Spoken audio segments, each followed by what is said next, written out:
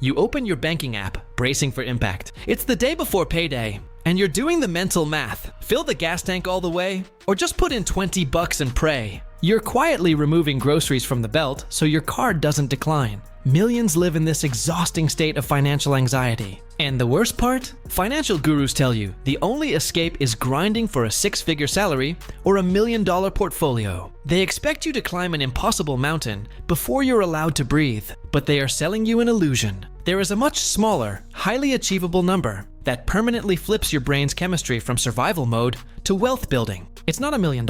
It is exactly $5,000. We need to talk about why your brain is actively keeping you broke right now, and how crossing this seemingly modest milestone of $5,000 changes the entire trajectory of your life. Let me ask you something. When you think about financial freedom, what do you picture? You probably imagine private jets, massive mansions, or just the ability to swipe a black credit card without a second thought. Because of this massive, intimidating gap between where you are today and that millionaire fantasy, your brain gets overwhelmed and simply shuts down. It tells you, well, I am so far away from $1 million. What does it really matter if I order a $40 takeout meal tonight? What does it matter if I finance a car I can barely afford? I am broke anyway. That is the trap. The truth is, wealth building is not about taking massive, heroic leaps. It is about crossing invisible psychological barriers. When you have $0 saved, or worse, negative net worth with credit card debt, your brain operates in a state of chronic scarcity. Psychologists literally call this the scarcity mindset. Imagine trying to play a highly strategic game of chess, but the room you are in is on fire, and the smoke is choking you. You are not thinking about 5 moves ahead. You are not thinking about controlling the center of the board. You are only thinking about where the exit is. You are reacting to the heat. That is exactly what your brain is doing when you live paycheck to paycheck. Every unexpected event is a 5-alarm fire, a flat tire on the way to work, a strangely high winter electric bill, a medical copay for a sudden flu. These are not minor inconveniences. They are catastrophic events that derail your entire month. Your mental bandwidth is entirely consumed by immediate survival. You physically and neurologically cannot think about investing in index funds, or starting a side business, or planning for retirement, because your brain is dedicating all of its massive computing power to making sure you do not overdraw your checking account by next Tuesday. If you have ever felt that exact mental exhaustion, that specific heavy fatigue of calculating grocery cart totals in your head before you reach the register, hit that subscribe button right now and leave a comment below if you are currently fighting this battle. Because today, we are completely dismantling that cycle. I want you to be part of this community that actually builds real, systematic wealth instead of just dreaming about it. So, why $5,000? Why not $1,000 or $10,000? Let us look at the brutal reality of our current economy. According to recent data from the Federal Reserve, a shocking percentage of adults cannot even cover a $400 emergency expense using cash. If their car breaks down, they have to put it on a high-interest credit card, borrow from family, or sell something they own. Now, factor in recent inflation rates and the rising cost of literally everything around us. The baseline cost of surviving an emergency has gone up. A single bad day, like a transmission repair on your car, a sudden dental emergency, or a broken water heater in your home, can easily wipe out $1,000 or $2,000 in an afternoon. If your safety net is only $1,000, you are always one piece of bad luck away from being completely wiped out. You are always one bad afternoon away from being right back at zero, right back in the fire. But $5,000? $5,000 is a fortress. It is the mathematical tipping point for the average working person. It is enough cash to absorb 90% of life's random, annoying curveballs without you having to go into credit card debt, without you having to ask for a loan, and most importantly, without you losing a single minute of sleep. But here is where it gets really interesting. And this is the part that most people completely miss. The real magic of the $5,000 milestone is not actually mathematical. It is entirely psychological. Once that $5,000 is sitting securely in a high-yield savings account, completely untouched and separate from your checking account, something profound and permanent happens to your nervous system. The background hum of anxiety, that constant, low-level stress you did not even realize you were carrying in your shoulders every single day, suddenly stops. your brain steps out of the burning room. It steps out of survival mode. You finally have the oxygen to breathe. And when you have oxygen, you can finally start looking at the horizon instead of staring at your feet, just trying not to trip. Let us look at how this plays out in real life, particularly in your career. When you are broke, you are effectively a hostage to your employer. If your boss is toxic, if your coworkers are driving you crazy, or if they demand you work the weekend for the third time this month, you say yes.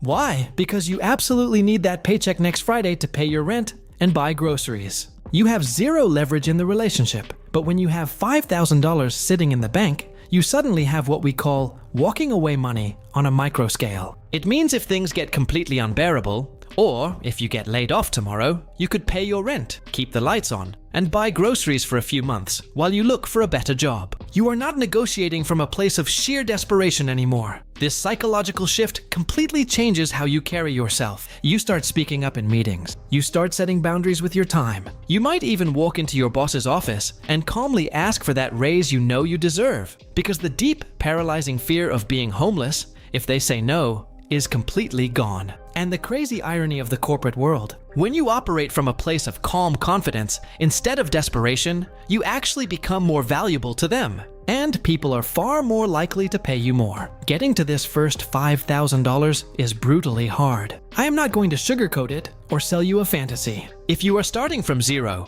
or crawling your way out of debt, saving that first $5,000 requires you to rewire your entire identity. It requires tracking where every single dollar is going. It requires saying no to dinners out with friends, and resisting the urge to buy things that give you a momentary hit of dopamine. If you have ever tried to push a massive, heavy boulder up a steep, muddy hill, you know exactly what this feels like. Your feet are slipping, your muscles are screaming, you are sweating, and you feel like you are making absolutely zero progress. Every $50 or $100 you save feels like a tiny drop in an endless ocean. You question if it is even worth it. This is exactly where 99% of people quit. They save maybe $800 or $1,000. They look at the massive hill ahead of them, they get exhausted, and they spend that money on a weekend trip or a new phone because they convince themselves they worked hard and deserve a break. But if you just keep pushing, if you just keep your head down and force that boulder up the hill until you hit that $5,000 crest, something magical happens.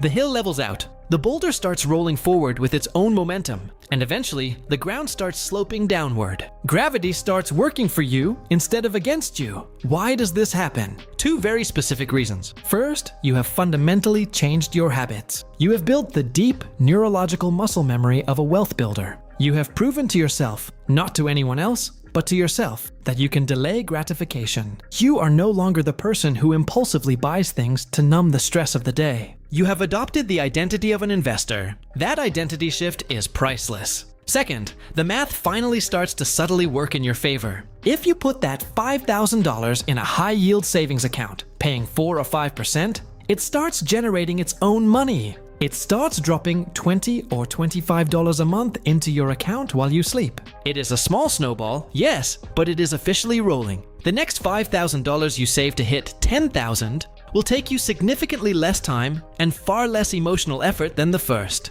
You did the same amount of physical work, but your money is now lifting some of the weight for you. Now, I need to warn you about the most dangerous trap at this stage. I see this happen constantly, and it absolutely ruins people's financial momentum. Someone grinds, they sacrifice, they finally hit that $5,000 mark in their account. They look at that number on their screen, and a massive wave of relief washes over them. And then, their own brain plays a vicious trick on them. Their brain says, "You did it. You are rich now. You are financially secure. You deserve to celebrate." And they take that $5,000 and they put it down as a deposit on a brand new car they cannot really afford the monthly payments on, or they blow $3,000 on a luxury vacation, or they buy a designer wardrobe. Do not do this. Listen to me very carefully. That $5,000 is not a reward for good behavior. It is the concrete foundation of your entire financial house. If you spend it on a luxury, you are taking a sledgehammer to your own foundation.